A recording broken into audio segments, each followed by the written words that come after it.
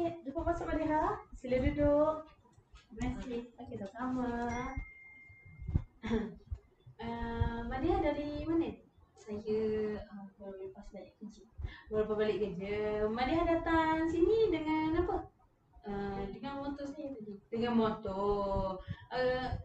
Okey, sekarang ni macam mana dengan keadaan sini? Madiha selesa dengan kursi, dengan suhu bilik, okey? Okey. Okey, Madiha.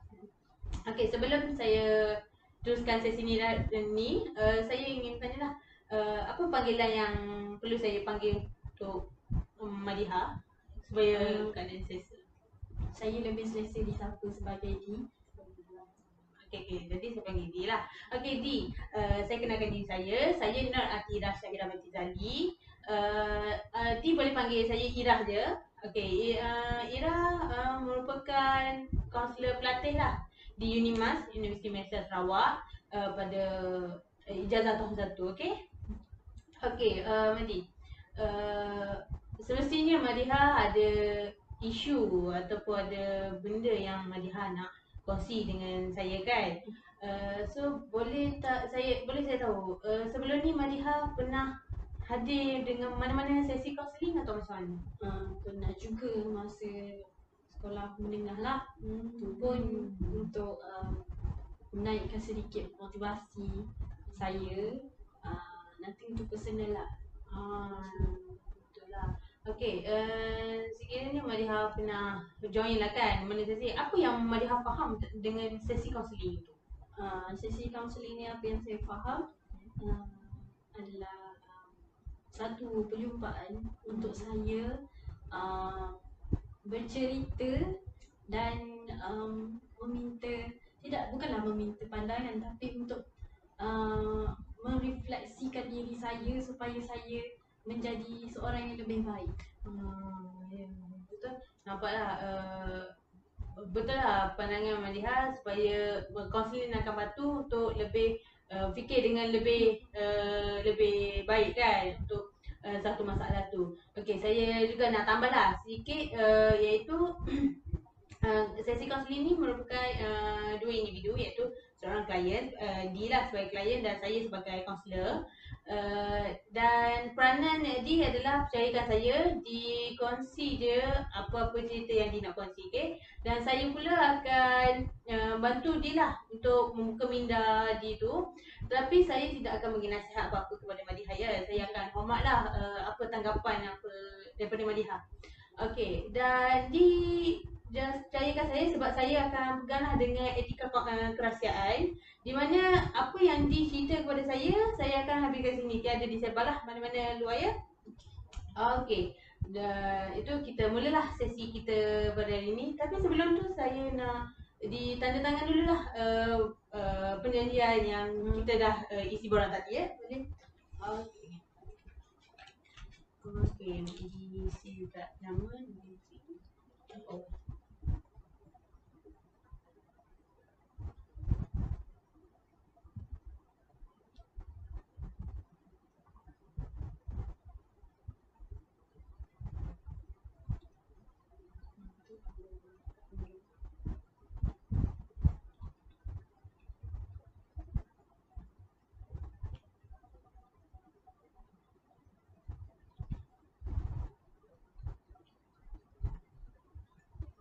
Okey. Terima kasih. Okey. Semestinya Madiha adalah kan nak ceritakan kepada saya ya pada hari ni. Boleh tahu apa yang Madiha nak kongsikan kepada saya? Sebenarnya saya ada satu masalah dekat bukanlah tempat kerja sebab mereka pun kawan-kawan saya sebenarnya. Kami ramai juga. Jadi baru-baru ni, bukan baru-baru jugalah, tahun lepas saya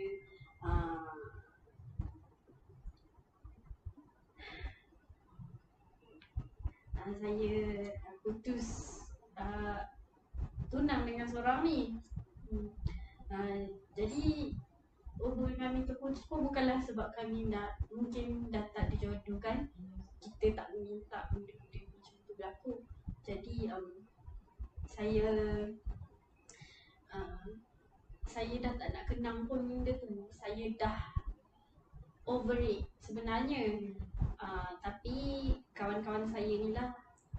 kami ada WhatsApp group. Dia selalu ejek saya kat situ, macam cakap yang yelah saya ni macam bila diorang tahu saya rapat dengan lelaki lain je, mereka macam terus betul ke rapat dengan lelaki tu, nanti balik-balik dengan bekas tunang saya balik. Tapi saya sebenarnya dah tak ada apa-apa pun. Saya dah berbulan tak bersapa dengan bekas tunang saya tu sebab saya ada hidup saya dan dia pun ada hidup dia, dan saya rasa hubungan kami terhenti di situ. Tapi kami tidaklah saling membenci, kami masih berkawan, cuma tak mahu berhubung terlalu kerap lah. Memang tak perlu pun nak berhubung unless kalau macam ada benda penting kan. Jadi begitulah, saya macam terasa sedikit dan kadang-kadang menyakitkan hati jugalah sebab yelah saya sebenarnya dah macam tak nak ambil tahu sebenarnya sebab yelah kenapa nak ambil tahu kan, dia bukan siapa-siapa lagi. Betul. Jadi kawan-kawan saya pula yang sibuk report, dia pergi kat sini, hari ni dia nampak macam ni, send gambar dia, sedangkan saya tak download pun gambar tu, tapi diorang mesti macam cakap lepas ni adalah tu yang pergi WhatsApp dekat bekas tunang tu, macam tu.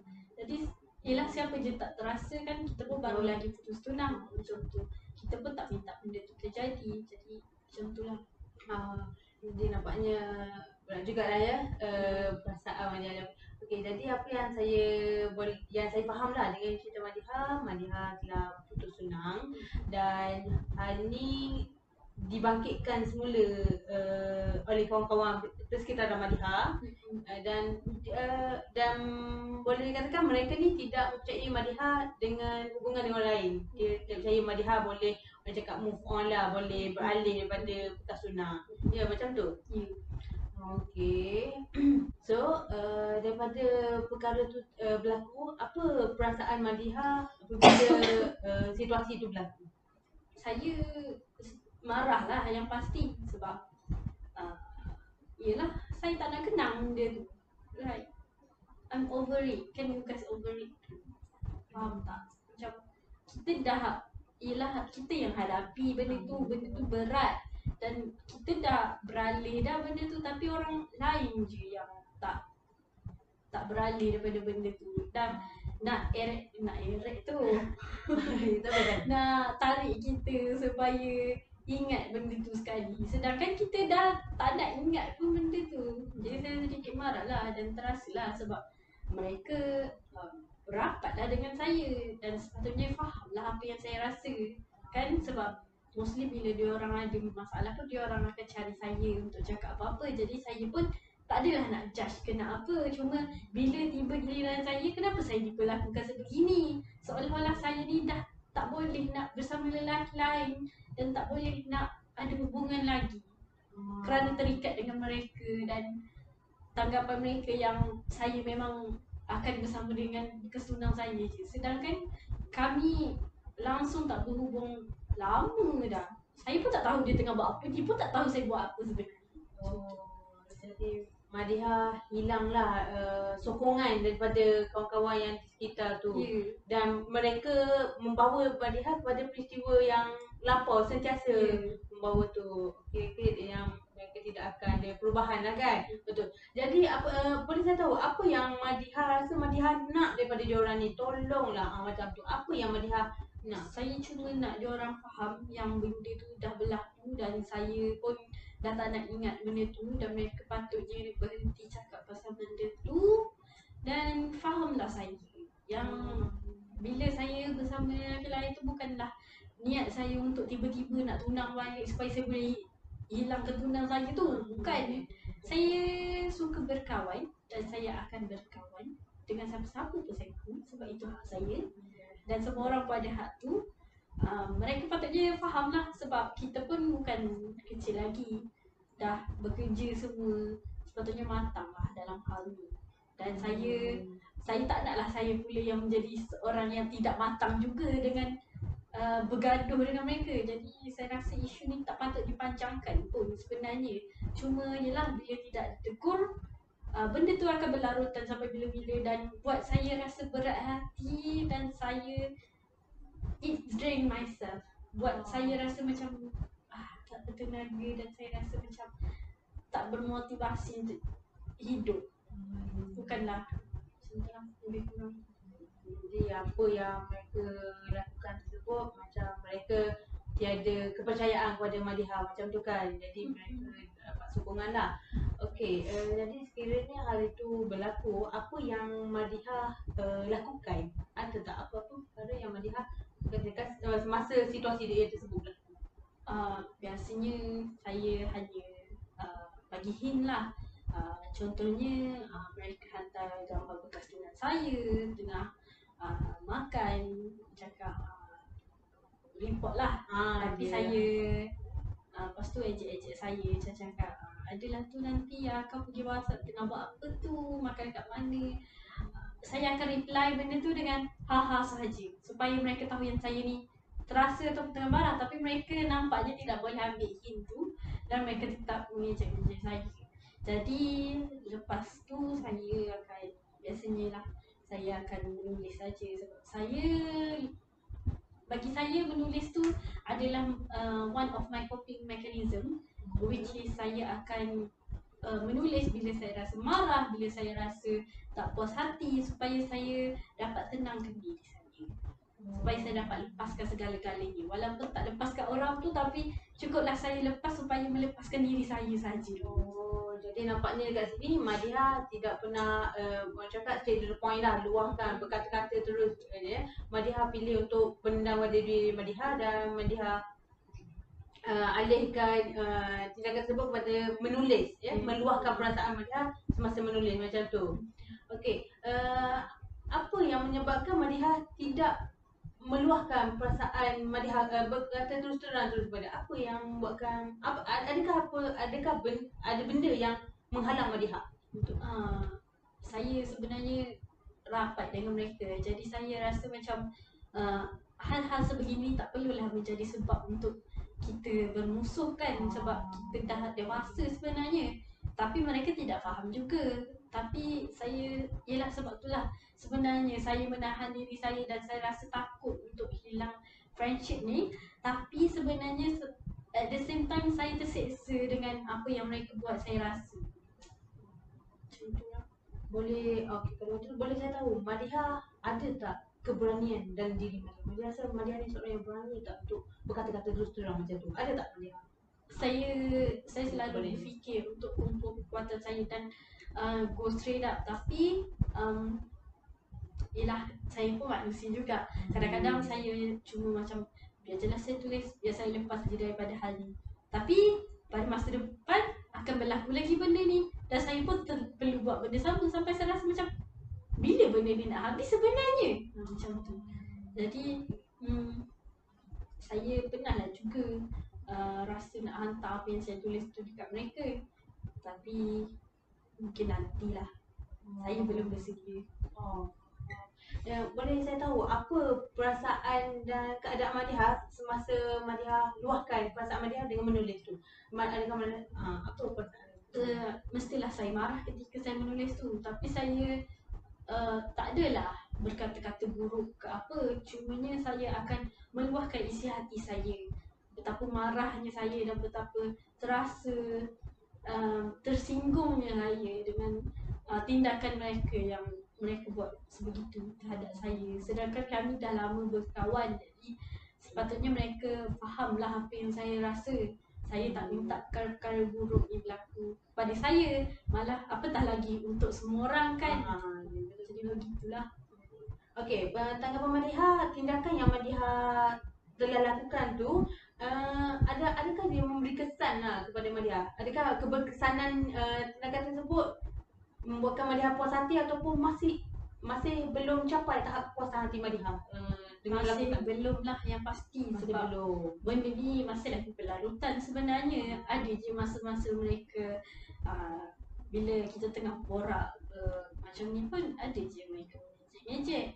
Tapi saya kadang-kadang malas lah nak fikir banyak-banyak kali. I just let it slide je. Tapi kadang-kadang terasa juga. So jadi matlamat Madihah sekarang ni, Madihah kalau boleh Madihah nak ada rancangan lanjutan lah kan. Orang cakap macam plan apa tindakan selanjutnya untuk membuatkan dia faham Madihah, tolonglah fahamkan keadaan Madihah kan. So uh, adakah Madihah akan adakah Madihah akan teruskan dengan perkara yang Madihah telah lakukan ataupun Madihah akan buat tindakan selanjutnya dengan apa yang Madihah telah lakukan tu? Mungkinlah nanti saya tiada keberanian lagi, tapi saya boleh nampak diri saya dan pada satu masa nanti saya akan cakap kat diorang, berhentilah bercakap tentang saya, ada banyak lagi benda yang baik kat dunia ni untuk dibicarakan selain daripada hal saya yang putus tunang tu. Oh, okey nampak. Okey Madihah, jadi apa yang saya fahamlah dengan masalah Madihah ni, Madihah baru saja putus tunang dengan tu dan Madihah tidak mendapat sokongan dan kepercayaan lah daripada kawan-kawan Madihah di sekitaran Madihah kan. So Madihah juga telah melakukan tindakan dengan masalah tersebut dengan membagi tanda-tanda lah yang di mana Madihah tidak berasa selesa dengan tindakan mereka berkata-kata dan membawa diri Madihah kepada situasi lepas kan, macam tu kan. Okey, jadi tapi tanda-tanda yang Madihah bagi tu Madihah tidak luahkan terus terang kepada diorang sebab Madihah sayangkan hubungan sahabat Madihah macam tu kan. Jadi masalah ni terganggu lah. Tapi situasi ni tambah baik juga sebab Madihah mempunyai rancangan lanjutan tapi Madihah tidak tahu apa yang Madihah rasa Madihah perlu buat kan untuk planning yang akan datang, masa akan datang. Sekiranya situasi tu turut berlaku lagi kan macam tu. Okey Madihah, tetapi pada pandangan dasar Madihah rasalah kan sekiranya situasi ni berlaku sekali lagi, berlaku benar-benar, apakah Madihah rasa rancangan dasar Madihah akan lakukan? Saya akan memberi hint lagi yang saya tak selesa dan kalau mereka teruskan lagi, saya mungkin akan berkata cukup-cukup lah, sampai sini lah berkata-kata tentang saya sebab saya dah move on. Nampaknya mereka je lah yang tak move on setakat ni. Okay.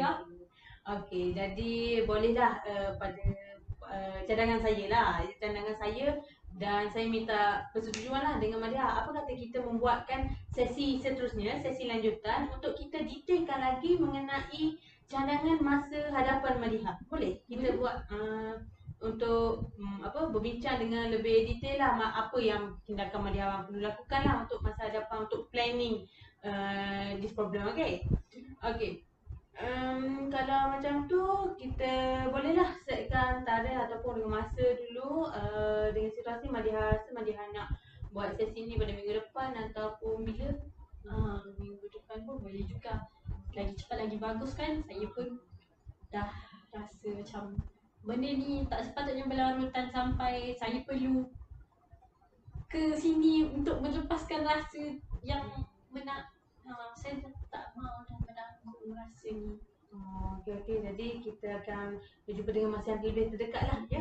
Okey, macam mana dengan waktu? Adakah waktu yang sama macam hari ini? Ya, petang lepas saya balik kerja. Okey. Jadi kita akan berjumpa lah kemungkinan 2 hari akan datang ataupun bulan 2, 3, 4 hari akan datang. Okey, dengan itu terima kasihlah Madihah kerana mempercayai saya dan Madihah ceritakan kepada saya dan meluangkan masa untuk Madihah. Okey, terima kasih Madihah. Terima kasih.